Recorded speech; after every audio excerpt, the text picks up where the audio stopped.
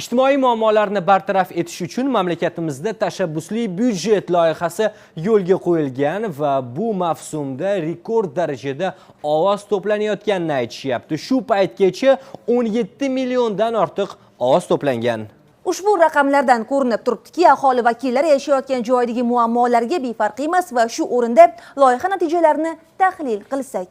Avvalgi mavsumda g'olib bo'lganlarga mablag' yetib bordimi? Ishlar qay darajada sifatli bajarilyapti? Kelasi mavsumda qanday yangiliklar bor? Mana shu savollarni o'rtaga tashlagan holda mas'ullardan intervyu olamiz.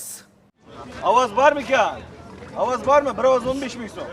Yuqoridagi kabi taklif beruvchilar sizni ham chetlab o'tmagani aniq. Chunki 2 yil avval boshlangan Open Budget loyihasida g'olib bo'lish uchun respublikadagi ko'plab mahalla vakillari qo'llarida quloqchin yoki pul bilan ovoz yig'ishga urinishmoqda.